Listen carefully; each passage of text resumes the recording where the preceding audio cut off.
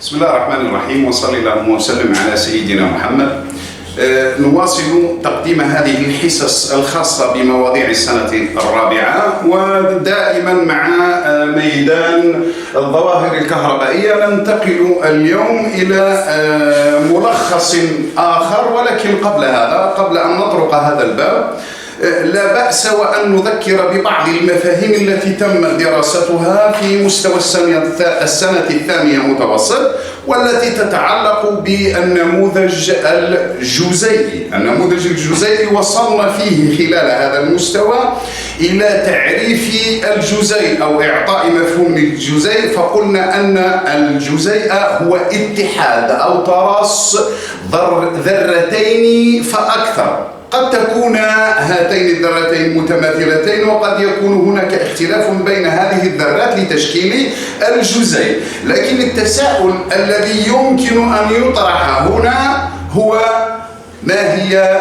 الذرة؟ ما هي هذه الذرات التي كونت هذه الجزيئات؟ لا شك وأن دراسة الذرة يستدعي منا أو يستلزم علينا الرجوع إلى الدراسة التاريخية للذرة. فموضوع الذرة لم يتم اكتشاف مكوناتها أو تعريفها أو دراسته، هذه الدراسة المعمقة، في حقبة زمنية قريبة، وإنما بدأت دراسة الذرة وتكوين الجسم وتكوين المادة منذ حقب وعصور زمنية سابقة. بدأت هذه الدراسة من العصر اليوناني، وقد بدأها عالم اسمه ديموقريط، وفي بعض الكتب الأخرى ديموقريطوس. هذا العالم أعطى أو قدم تفسيرا لتكوين المادة أو للذرة. هذا التفسير بقي ساريا مدة معينة إلى أن جاء بعده عالم آخر اسمه العالم دالتون، أحيا هذه الفكرة واهتم بها. فكما هو ملاحظ على هذا اللوح، ملخص بسيط لتطور نموذج الذرة. فتاريخ تطور نموذج الذرة ماذا يقول هذا النص العلمي المبسط؟ لقد أحيا العالم دالتون فكرة الفيلسوف ديموقريط حول انقسام المادة. ماذا قال هؤلاء الفلاسفة؟ طبعا حول انقسام المادة وبنيتها المجهرية الذرية. فكان أول من فكر في وضع نظام لدراسة مكونات المادة على نطاق علمي سنة 1803 للميلاد، حيث جاء بالنظرية الجسيمية. نعرف ما معنى النظرية الجسيمية للمادة، التي تنص، ما هو نص هذه النظرية؟ تنص على أن المادة تتكون من جسيمات دقيقة. هذه الجسيمات الدقيقة تمت تسميتها بالذرات، وقدم فرضيته طبعا هذا دالتون حول التركيب الذري. كان ذلك سنة 1808. دراسة الذرات قلنا مرت بحقب زمنية واهتم بها فلاسفة وعلماء. لنأخذ اليوم نظرة مبسطة عن كيفية تطور هذا النموذج الدراسي للذرة.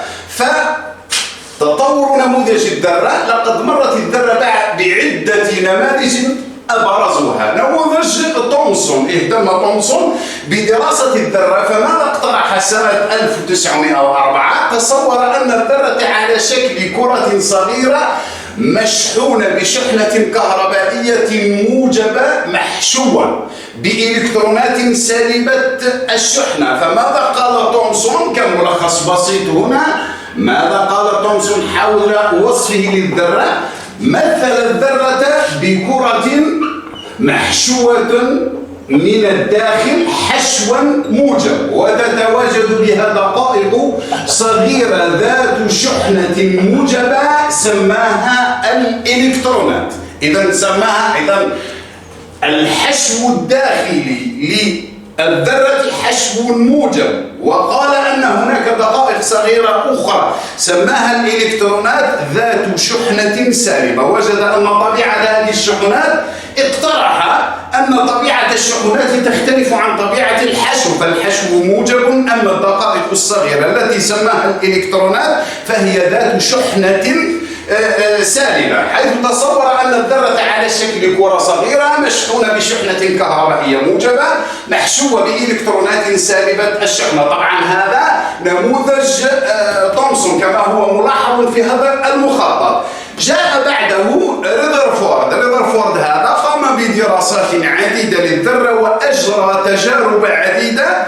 من بين أبرز التجارب التي أجراها ريذرفورد أنه أحضر صفيحة من الذهب. طبعا عندما نقول صفيحة من الذهب نتكلم عن الذهب النقي مما يتكون هذا المعدن طبعا بالتأكيد من ترص عدد هائل من الذرات. ماذا فعل بهذه الصفيحة؟ قذفها بدقائق، استعمل ما يسمى بالمدفع الإلكتروني. هذا المدفع الإلكتروني فيه دقائق صغيرة أو متناهية في الصغر، هي دقائق ألفا ذات شحنة موجبة. فعندما قذف هذه الصفيحة بدقائق ألفا، هذه الدقائق الموجبة، وجد أو لاحظ أن الغالبية العظمى من هذه الدقائق قد مرت عبر هذه الصفيحة دون أن تنحرف عن مسارها، أما القلة القليلة منها فقد تغير مسار حركتها. فماذا استنتج من ذلك؟ قال لو كانت الذرة محشوة، معنى ذلك أنها مملوءة من الداخل مثل ما افترض تومسون، لما مرت هذه الدقائق دون أن يتغير مسارها. لكن الشيء الملاحظ من خلال هذه التجربة، تجربة ريذرفورد، أن أغلبية الدقائق مرت دون أن يتغير مسارها. هذا دليل على أن هذه الدقائق لم يعترض سبيلها أي شيء، فاستنتج من ذلك أن الغالبية العظمى من الذرة هي عبارة عن فراغ، وهذا ما يسمى بالبنية الفراغية للذرة. فقال أن الذرة ليست محشوة كما قال تومسون، وإنما هي جزءها الكبير فراغ. وسبب انحراف بعض الدقائق الموجبة دقائق ألفا هو وجود شحنة موجبة تتمركز داخل الذرة وهي التي سماها النواة. هنا استنتج أن الذرة تتكون من جسيمة متمركزة وسطها ذات شحنة موجبة هي التي سماها النواة أو قلب هذه الذرة، ثم دقائق صغيرة التي تم التعرف عليها من طرف تومسون ذات الشحنة السالبة وهي الإلكترونات، ومعظم الذرة فراغ. إذا نموذج ريذرفورد ماذا قال؟ قام ريذرفورد بتجارب عديدة فاكتشف سنة 1912 ميلادي بأن الذرة تحتوي على نواة صغيرة مركزية وكثيفة موجبة الشحنة تدور حولها الإلكترونات بسرعة كبيرة جدا في فراغ، واعتبر أن النواة مكونة من البروتونات. ماذا أضاف الآن؟ ماذا قال العالم ريذرفورد؟ قال أن الذرة تتكون من نواة مركزية ذات شحنة موجبة أو تتواجد بها شحنات موجبة وهي التي سماها البروتونات، وتدور حول هذه النواة مجموعة من الإلكترونات. فقال أن الجزء الكبير من هذه الذرة هو فراغ، فقد تتواجد فيها نواة مركزية ذات شحنة موجبة ودقائق ذات شحنة سالبة تسمى بالإلكترونات، حولها الإلكترونات بسرعة كبيرة جدا في فراغ. اعتبر أن النواة مكونة من البروتونات. إذن الجسيمات الصغيرة ذات الشحنة الموجبة المتواجدة في نواة هذه الذرة هي ما يسمى بالبروتونات. كما أن النموذج المعتمد عليه كنموذج مبسط لتفسير الذرة هو نموذج ريذرفورد على غرار النماذج الأخرى كنموذج دالتون وتومسون إلى غير ذلك. وقد جاء بعد ريذرفورد العالم مثلا بور سنة 1913 وهو من قال أو من مثل الذرة في تكوينها بالنموذج الكوكبي، فقال أن الذرة في تكوينها تشبه نظام المجموعة الشمسية، مركز المجموعة الشمسية هو الشمس وتدور حولها مجموعة من الكواكب كذلك شبه الذرة بهذا النظام فقال أن مركزها هو النواة ذات الشحنة الموجبة وتدور حولها شحنات سالبة وهي الإلكترونات. وجاء أيضا بعده شرودنجر الذي فسر أو أعطى ما يسمى بالسحابة الإلكترونية. هنا فقط دراسة مبسطة للذرة. إذن كخلاصة لما قلناه في المقدمة، فالمادة أصلا تتكون من عدد من الذرات المتراصة، من ذرات متراصة. لو تفحصنا في تكوين هذه الذرة كنظرة مبسطة حسب ما قيل في المقدمة، فنجد أن الذرة تتكون من نواة مركزية ذات شحنة موجبة. هذه النواة تتواجد فيها دقائق صغيرة تحمل شحنة موجبة سميت بالبروتونات، إذن هذه هي النواة، وتدور حول النواة دقائق صغيرة ذات شحنة سالبة نسميها بالإلكترونات. الآن أعطيت قاعدة بالنسبة للذرة من طرف من درسها من العلماء، هي أن الذرة في طبيعتها متعادلة كهربائيا. ما المقصود في الحقيقة بالتعادل الكهربائي للذرة؟ التعادل الكهربائي معناها التماثل في عدد الشحنات السالبة المتمثلة في الإلكترونات التي تدور حول النواة والشحنات الموجبة أين تتواجد؟ بالتأكيد في النواة وهي ما سميناها بالبروتونات. لكن طرح تساؤل من طرف بعض العلماء الذين جاءوا مثلا بعد ريذرفورد، كيف يمكن لهذه الشحنات الموجبة المتواجدة داخل النواة وهي البروتونات من أن تجتمع في حيز واحد دون حدوث التنافر بينها؟ وهنا تم اكتشاف جسيمات أخرى وظيفتها الحد من هذا التنافر وهي ما يسمى بالنيوترونات. هذه النيوترونات جسيمات متواجدة داخل النواة وظيفتها وهي عديمة الشحنة، وظيفتها الحد من التنافر الموجود بين البروتونات داخل النواة. معنى هذا كملخص لما قيل الآن أن المادة بهذا الشكل مخطط بسيط تتكون من مجموعة من الذرات أو من ترص الذرات، هذه المادة النقية طبعا. والذرة مما تتكون من جزئين، ما هما؟ النواة المركزية هذه ذات شحنة إجمالية موجبة ومجموعة من الجسيمات الأخرى التي أطلقنا عليها اسم الإلكترونات ذات شحنة سالبة ونرمز لها بالرمز E ناقص، معناها شحنتها سالبة. النواة ماذا يتواجد بداخلها؟ شحنات موجبة سميناها البروتونات، يرمز لها بالرمز في بعض المصطلحات P زائد، يمكن أن ترمز لها بالرمز E والإشارة موجبة دلالة على أنها شحنة موجبة. هذا ما هو موجود في كتاب السنة الرابعة متوسط. تتواجد أيضا هذه إذا بروتونات، تتواجد أيضا في النواة قلنا جسيمات أخرى عديمة الشحنة نسميها بالنيوترونات. إذا هذه دراسة أو نظرة مبسطة عن تكوين الذرة. فحسب ريذرفورد نواصل هنا، حسب أرنست ريذرفورد تتكون الذرة من النواة، تكون على مستوى مركز الذرة وتحمل شحنة موجبة وعرفنا السبب في ذلك. ثم الإلكترونات تدور حول النواة وتحمل شحنة سالبة وهذا هو رمز الإلكترونات.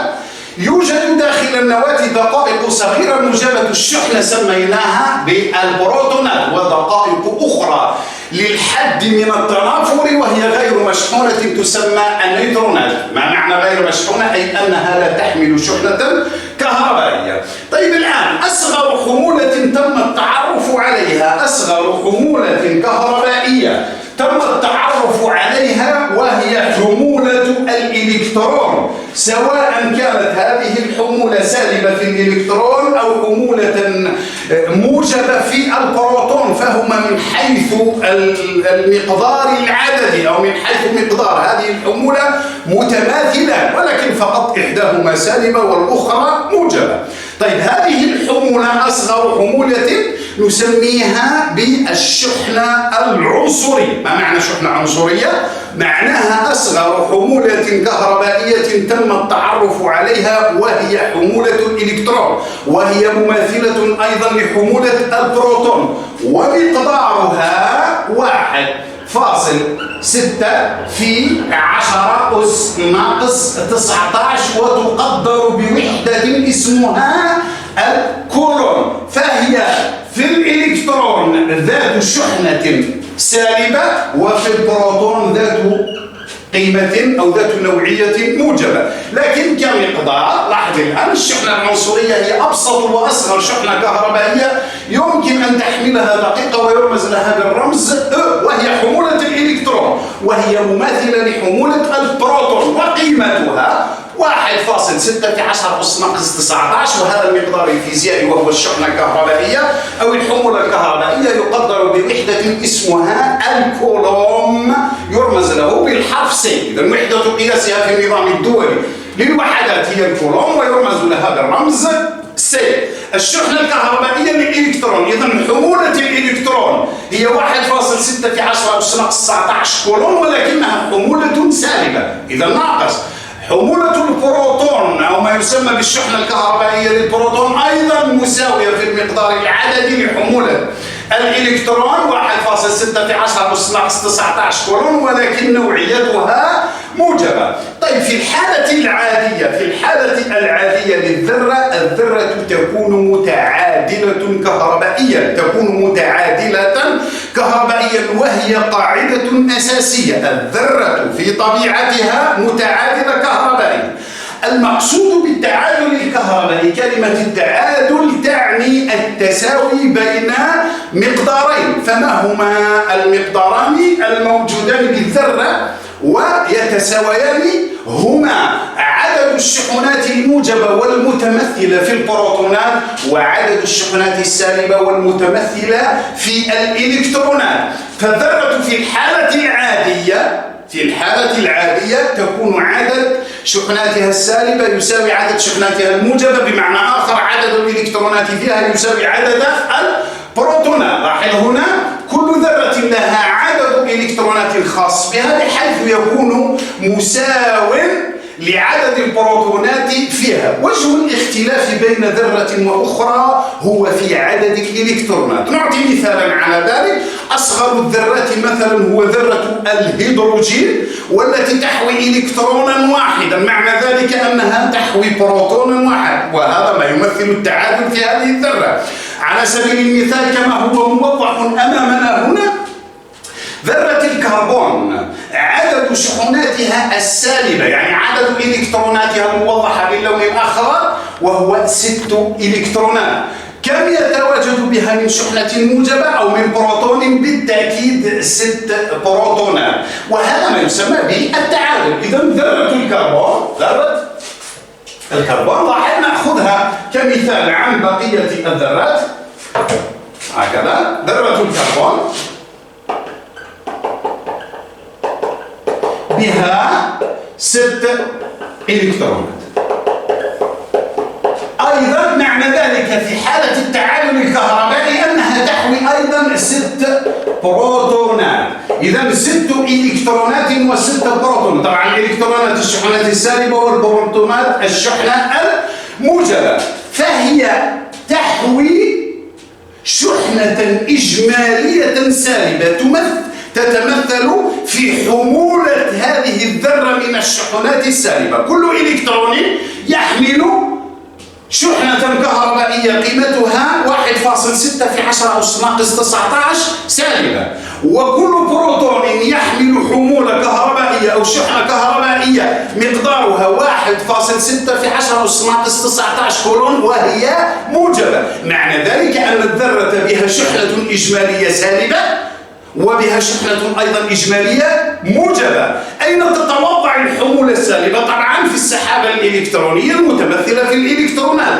أين تتوضع الحمولة الموجبة؟ بالتأكيد داخل النواة والمتمثلة في البروتونات. ألا يمكن الآن حساب الشحنة الإجمالية لهذه الذرة؟ الشحنة الإجمالية مثلا السالبة. طيب الشحنة الإجمالية نتحدث هنا عن ذرة الكربون، الشحنة الإجمالية السالبة، فبها 6 إلكترونات. لو رمزنا للشحنة الكهربائية السالبة بالرمز مثلا Q1، فهي تحوي عدد من الإلكترونات قدره 6، وكل إلكترون حمولته 1.6 في 10 أس ناقص 19 كولون بإشارة سالبة. إذا فالشحنة الإجمالية هي عدد الإلكترونات في شحنة الإلكترون الواحد. معنى ذلك أنها تساوي 6 إلكترونات في 1.6 في 10 أس ناقص 19 كولون، هذه شحنة الإلكترون وهي سالبة، وهذا هو عدد الشحنات. وبالتالي القيمة الإجمالية أو الشحنة الكهربائية الإجمالية 6 في 6 36، طيب فاصل 6 في 1 9 في 10 أس ناقص 19 كولون. إذا هذه الشحنة الإجمالية السالبة لذرة الكربون. الآن الشحنة الإجمالية الموجبة، ولو فرضنا رمزنا لها بالرمز مثلا Q2، فهي تساوي عدد البروتونات، عدد الشحنات الموجبة في شحنة البروتون والمماثلة لشحنة الإلكترون ولكن بإشارة مخالفة. إذا فهي تساوي مباشرة عدد البروتونات 6 في شحنة البروتون زائد 1.6 في 10 أس ناقص 19 كولون، وهذه القيمة هي زائد 9.6 في 10 أس ناقص 19 كولون، هذه الشحنة الإجمالية الموجبة. طيب التساؤل الآن، ما هي الشحنة الإجمالية لذرة الكربون؟ بالتأكيد الشحنة هنا الإجمالية لذرة الكربون نسميها مثلا كي، فهي تساوي الشحنة الإجمالية السالبة زائد الشحنة الإجمالية الموجبة. معنى ذلك في 1 زائد في 2. لاحظ الشحنة الإجمالية هل هي ناقص 9.6 في 10 أس ناقص 19 كولون زائد 9.6 في 10 أس ناقص 19 كولون. كما نلاحظ أن هذين العددين متناظرين فمجموعهما 0 والوحدة هي الكولون. ما معنى أن الشحنة الإجمالية لهذه الذرة شحنة معدومة؟ معناها أنها متعادلة كهربائيا. إذا الشحنة الإجمالية للذرة في حالة التعادل الكهربائي هي شحنة معدومة. بذا أعزائي الطلبة نكون قد وصلنا إلى نهاية هذا الموضوع أو هذه الحصة المقتضبة، ولنا بإذن الله لقاء آخر في حصة قادمة. إلى ذلك الحين السلام عليكم ورحمة الله تعالى وبركاته.